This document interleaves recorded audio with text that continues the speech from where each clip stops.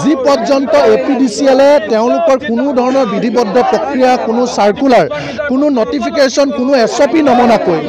তেওঁলোকে শক্তি বিভাগে কোৱা কোনো ধৰণৰ মিটাৰ চেঞ্জিং ৰিপৰ্ট দিয়া নাই আমাক মিটাৰ ৰিপ্লেচমেণ্ট স্লিপ দিয়া নাই যিখন হালধীয়া কাগজ দিব লাগিছিল আমাৰ পুৰণি মিটাৰটো লাষ্ট ৰিডিং নতুন মিটাৰটো ষ্টাৰ্টিং ৰিডিং পুৰণি মিটাৰ নাম্বাৰ নতুন মিটাৰ নাম্বাৰ এই সকলোবিলাক লিখি সম্পূৰ্ণৰূপে গ্ৰাহকৰ কনচাৰ্ণ লৈ তেওঁলোকে মিটাৰ লগাব লাগিছিল যদি লগায় সেই ধৰণে কোনো নিয়ম তেওঁলোকে মনা নাই এই কথা বতৰাবিলাক কোৱাহেঁতেন আমি কেতিয়াও মিটাৰ লগাবলৈ নিদিলোহেঁতেন গতিকে তেওঁলোকে চোৰৰ নিচিনাকৈ সাধাৰণ মানুহৰ হাজিৰা কৰি খোৱা মানুহৰ কোনোমতে 1250 টকা অৰুণোদয়লৈ জীয়াই থকা মানুহৰ এই মূল্য বৃদ্ধিৰ দিনত এনেকুৱা এটা মিটাৰ 2 নম্বৰী মিটাৰ কমিশ্যনৰ অংকত তেওঁলোকে লগাই দিছে যিটো মিটাৰ লগোৱাৰ লগে লগে মানুহৰ ভাগ্য সলনি হৈ গৈছে 100 টকা মিটাৰ 2000 হৈছে 200 টকা মিটাৰ 3000 হৈছে গতিকে এই মিটাৰ আমি কেতিয়াও মানি ল'ব নোৱাৰোঁ যি মিটাৰ আপোনালোকে চাওকচোন যিটো মিটাৰ গুজৰাটত লগাবলৈ আহিছে আপোনালোকে এখন মোৰ হাতত নটিচ আছে চাওক গুজৰাটত লগাবলৈ আহিছে 1,85,10,860টা তাত কেৱল 1,97,000 মিটাৰ তেওঁলোকে লগাইছে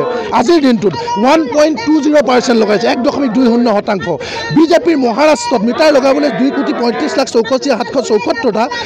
স্মাৰ্ট মিটাৰ লগাইছে কেৱল 3,28,000 আপোনালোকে চাওক ইয়াত গুজৰাটত লগাব 1.20% তেওঁলোকে আজি উত্তৰ প্ৰদেশত লগাইছে কেৱল 3 কোটি লগাবলৈ আহিছে 3,29,00,000 তাত কেৱল 13 লাখ লগাইছে কেৱল 4% লগাইছে আৰু অসমত তেওঁলোকে 69 লাখ মিটাৰ লগাবলৈ টাৰ্গেট দিয়াৰ ঠাইত কিয় তেওঁলোকে 27 লাখ মিটাৰ লগাইছে আজি গুজৰাটত 1.2% 20% লগাব আৰু অসমত 38% লগাব সেয়াই নেকি এ ফৰ আছাম সেয়াই নেকি নৰেন্দ্ৰ মোদীয়ে ভাল পোৱা অসম সেই কথাটো আমি কেতিয়াও মানি নলওঁ আমাৰ ক্ষেত্ৰত সম্পূৰ্ণ অন্যায় কৰিছে যি মিটাৰ বাহিৰত 1% 2% লগাইছে সেই মিটাৰ কিয় ইয়াত 38% লগাব আমি সেই মিটাৰ কেতিয়াও মানি নলওঁ আদানীৰ পৰা কমিশ্যনৰ স্বাৰ্থত ইণ্টেলৰ পৰা কমিশ্যনৰ স্বাৰ্থত জেনাছৰ পৰা কমিশ্যনৰ স্বাৰ্থত অসমৰ মুখ্যমন্ত্ৰীয়ে দুখীয়া মানুহৰ মূৰৰ ওপৰত ডকাইত লগাই দিছে এইটো আমি কেতিয়াও মানি নলওঁ যি পৰ্যন্ত স্মাৰ্ট মিটাৰ ঘূৰাই নিদিয়ে সেই পৰ্যন্ত আমাৰ এনেকুৱা প্ৰতিবাদ জোৰদাৰ ওপৰত অব্যাহত থাকিব প্ৰত্যুত্তৰ তেওঁলোকে দিব লাগিব যি পন্থাৰে আন্দোলন কৰিলে তেওঁলোকৰ চকু মেল খায় সেই পন্থাৰে আন্দোলন কৰিবৰ কাৰণে আমি আগবাঢ়িছোঁ যি ধৰণৰ প্ৰতিবাদে তেওঁলোকৰ গা লৰাব সেই ধৰণৰ প্ৰতিবাদলৈ যাবলৈ আমাক বাধ্য কৰাইছে এপিডিচিএলে গতিকে চৰকাৰক কৈছোঁ যে যদি আপোনালোকক ভোট লাগে যদি পঞ্চায়ত ইলেকশ্যনত বিজেপিক ভোট লাগে যদি 26 ইলেকশ্যনত জিকিব লাগে তেতিয়াহ'লে স্মাৰ্ট মিটাৰ প্ৰতি ঘৰ মানুহৰ পৰা খুলি আনক আৰু যদি ব্ৰহ্মপুত্ৰত হিমন্ত বিশ্ব শৰ্মা চৰকাৰ 26ত দলিয়াই দিব নালাগে তেতিয়াহ'লে আমাৰ ঘৰত স্মাৰ্ট মিটাৰ লগাই থৈ দিয়ক আমাৰ ক'বলগীয়া নাই যদি ভোট লাগে আমাৰ মিটাৰ খুলি আনক এইটো আমি চৰকাৰক আজি ইয়াৰ পৰা স্পষ্টকৈ কৈ দিছোঁ যি পৰ্যন্ত এপিডিচিএলে তেওঁলোকৰ কোনো ধৰণৰ বিধিবদ্ধ প্ৰক্ৰিয়া কোনো সাৰ্কুলাৰ কোনো নটিফিকেশ্যন কোনো এছঅপি নমনাকৈ তেওঁলোকে শক্তি বিভাগে কোৱা কোনো ধৰণৰ মিটাৰ চেঞ্জিং ৰিপৰ্ট দিয়া নাই আমাক মিটাৰ ৰিপ্লেচমেণ্ট স্লিপ দিয়া নাই যিখন হালধীয়া কাগজ দিব লাগিছিল আমাৰ পুৰণি মিটাৰটো লাষ্ট ৰিডিং নতুন মিটাৰটো ষ্টাৰ্টিং ৰিডিং পুৰণি মিটাৰ নাম্বাৰ নতুন মিটাৰ নাম্বাৰ এই সকলোবিলাক লিখি সম্পূৰ্ণৰূপে গ্ৰাহকৰ কনচাৰ্ণ লৈ তেওঁলোকে মিটাৰ লগাব লাগিছিল যদি লগায় সেই ধৰণে কোনো নিয়ম তেওঁলোকে মনা নাই এই কথা বতৰাবিলাক কোৱাহেঁতেন আমি কেতিয়াও মিটাৰ লগাবলৈ নিদিলোহেঁতেন গতিকে তেওঁলোকে চোৰৰ নিচিনাকৈ সাধাৰণ মানুহৰ হাজিৰা কৰি খোৱা মানুহৰ কোনোমতে 1250 টকা অৰুণোদয়লৈ জীয়াই থকা মানুহৰ এই মূল্য বৃদ্ধিৰ দিনত এনেকুৱা এটা মিটাৰ 2 নম্বৰী মিটাৰ কমিশ্যনৰ অংকত তেওঁলোকে লগাই দিছে যিটো মিটাৰ লগোৱাৰ লগে লগে মানুহৰ ভাগ্য সলনি হৈ গৈছে 100 টকা মিটাৰ 2000 হৈছে 200 টকা মিটাৰ 3000 হৈছে গতিকে এই মিটাৰ আমি কেতিয়াও মানি ল'ব নোৱাৰোঁ যি মিটাৰ আপোনালোকে চাওকচোন যিটো মিটাৰ গুজৰাটত লগাবলৈ আহিছে আপোনালোকে এখন মোৰ হাতত নটিচ আছে চাওক গুজৰাটত লগাবলৈ আহিছে 1,85,10,860টা তাত কেৱল 1,97,000 মিটাৰ তেওঁলোকে লগাইছে আজিৰ দিনটোত 1.20% লগাইছে 1.20% বিজেপিৰ মহাৰাষ্ট্ৰত মিটাৰ লগাবলৈ 2,35,64,774টা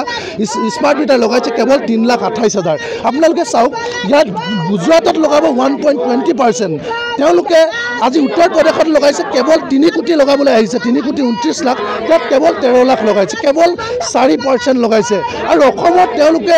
69 লাখ মিটাৰ লগাবলৈ টাৰ্গেট দিয়াৰ ঠাইত কিয় তেওঁলোকে 27 লাখ মিটাৰ লগাইছে আজি গুজৰাটত 1.2% 20% লগাব আৰু অসমত 38% লগাব সেয়াই নেকি এ ফৰ আছাম সেয়াই নেকি নৰেন্দ্ৰ মোদীয়ে ভাল পোৱা অসম সেই কথাটো আমি কেতিয়াও মানি নলওঁ আমাৰ ক্ষেত্ৰত সম্পূৰ্ণ অন্যায় কৰিছে যি মিটাৰ বাহিৰত 1% 2% লগাইছে সেই মিটাৰ কিয় ইয়াত 38% লগাব আমি সেই মিটাৰ কেতিয়াও মানি নলওঁ আদানীৰ পৰা কমিশ্যনৰ স্বাৰ্থত, ইণ্টেলৰ পৰা কমিশ্যনৰ স্বাৰ্থত, জেনাছৰ পৰা কমিশ্যনৰ স্বাৰ্থত অসমৰ মুখ্যমন্ত্ৰীয়ে দুখীয়া মানুহৰ মূৰৰ ওপৰত ডকাইত লগাই দিছে। এইটো আমি কেতিয়াও মানি নলওঁ। যি পৰ্যন্ত স্মাৰ্ট মিটাৰ ঘূৰাই নিদিয়ে সেই পৰ্যন্ত আমাৰ এনেকুৱা প্ৰতিবাদ জোৰদাৰ ওপৰত অব্যাহত থাকিব। প্ৰত্যুত্তৰ তেওঁলোকে দিব লাগিব।